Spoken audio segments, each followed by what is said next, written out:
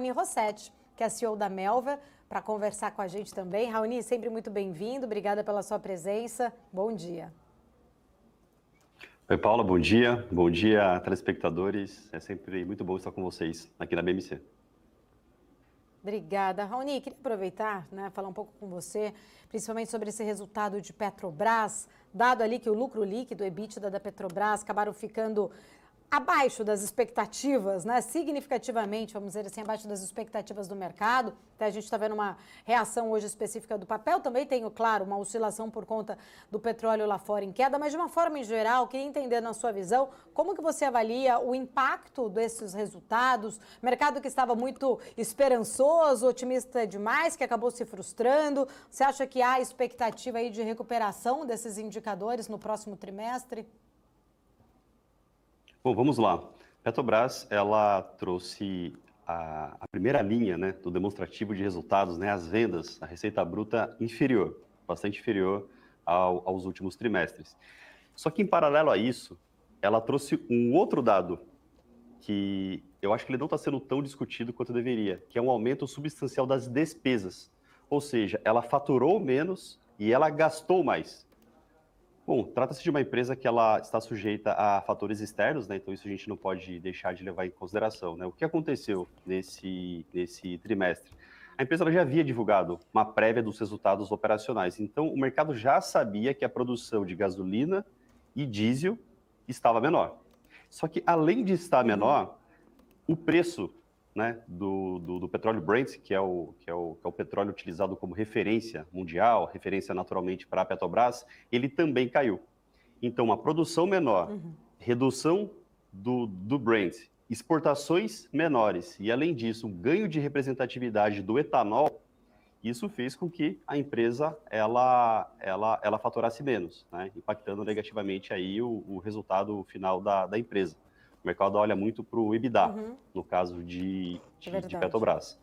Mas, continua sendo uma empresa com uma capacidade muito forte de geração de caixa, uma preocupação natural da empresa, sobretudo com os acontecimentos do começo desse ano, do pagamento ou não pagamento dos dividendos extraordinários, é a manutenção da política de pagamento de proventos da empresa. Um dado importante, referente aí à política de pagamentos, é em relação ao endividamento da empresa.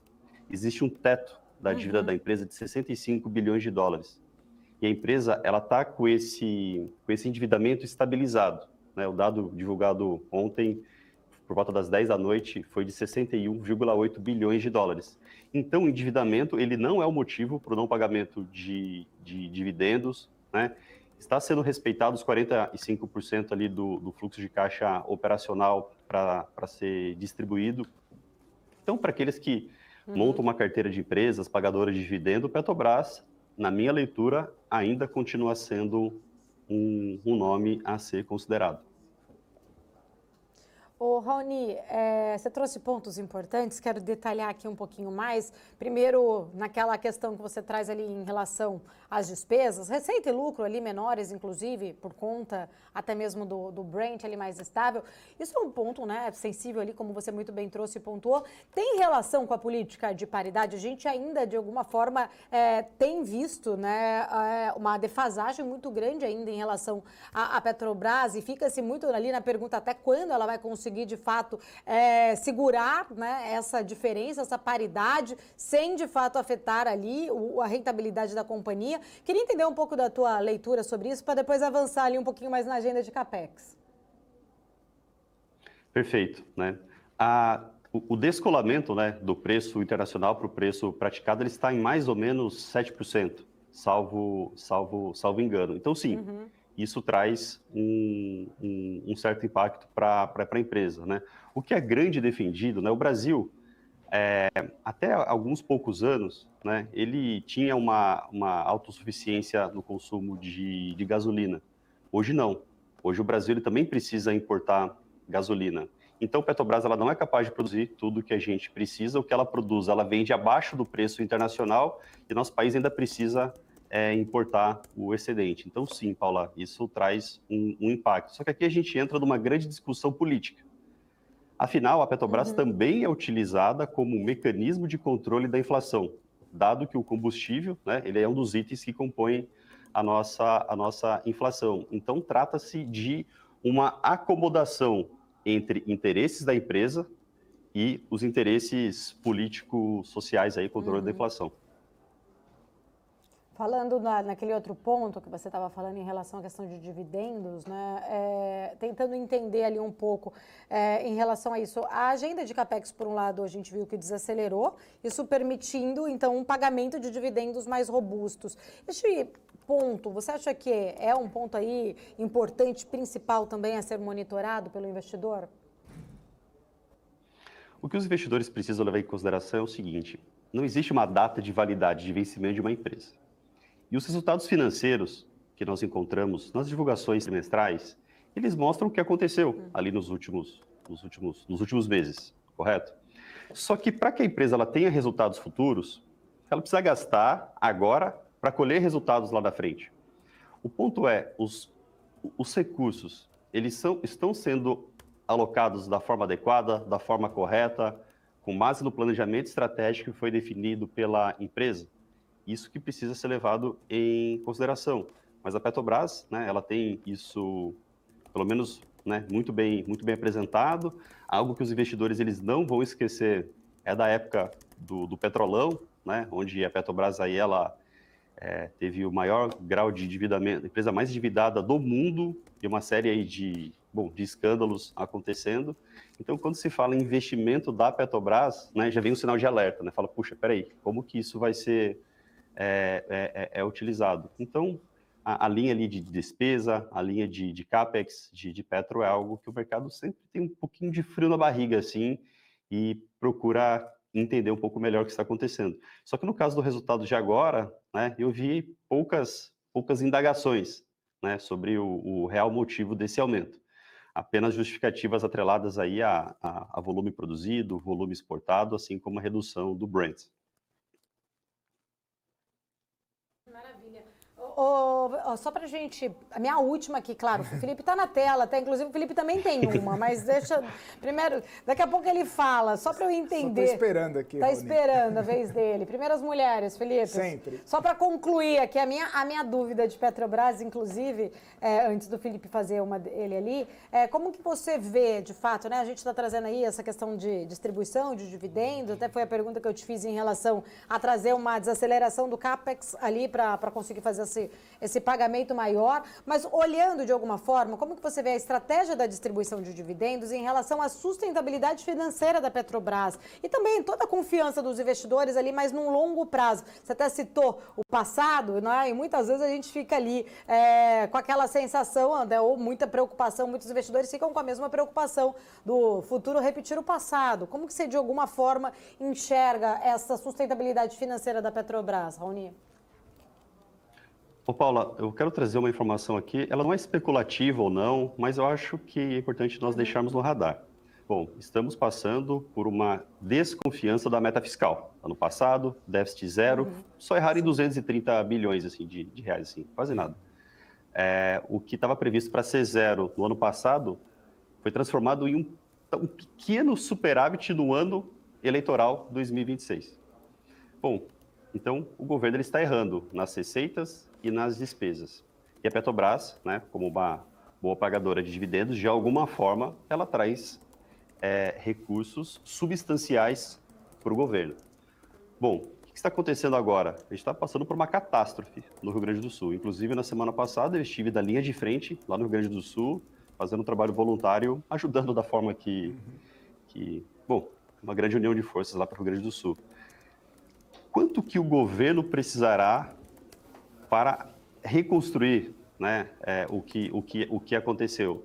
O governo ele vai precisar ou se endividar mais, encontrar esses recursos de alguma forma. E não existe apenas um local para encontrar esses recursos. Talvez a Petrobras ela seja um desses locais. Então, é por um motivo não nobre, é por um motivo que a gente jamais gostaria que acontecesse, mas talvez a distribuição de dividendos extraordinários também seja um caminho do governo ter mais recursos para utilizar na catástrofe que aconteceu. Então, o motivo é péssimo. Só que talvez a Petrobras ela seja utilizada como um veículo para isso. De novo, né, é uma notícia que talvez ela esteja ainda sendo, talvez ela seja especulativa ainda, mas é um cenário que eu gostaria de trazer aqui para todos acompanharem. Boa. Raoni, prazer falar contigo novamente, muito boa tarde para você. Agora, eu queria fazer algumas perguntas, mantendo ainda o foco em Petrobras, né, na figura do Jean Paul Prats, porque a gente viu, né, um mau humor do mercado logo no começo do pregão, e agora há pouco ele começou a falar, né, começou a apresentar os resultados, começou a ser questionado pelos analistas, e me chamou a atenção que a Petrobras ela perdeu, né, todo aquele ímpeto de queda, lógico que ainda está num patamar negativo, mas bem menos do que no comecinho do pregão. Você falou, não tem um prazo de validade a empresa, talvez o CEO tenha um prazo de validade, o do Jean Paul Prats foi colocado à prova recentemente em toda aquela discussão sobre os dividendos extraordinários. O mercado, e aí a pergunta para você, o mercado segue dando esse voto para o Jean Paul Prats, porque ele falou, olha, a gente teve umas quedas nos números, foi sazonal, a gente já sabia que ia ter uma queda por conta dessa sazonalidade, já parou algumas refinarias, parou algumas máquinas, parou alguns pontos importantes da companhia e já era esperado. Enfim, parece que o mercado comprou um pouco essa ideia, ou abraçou essa ideia, ou fez a conta e viu que o release estava mais feio do que algumas palavras do Jean Paul Prats.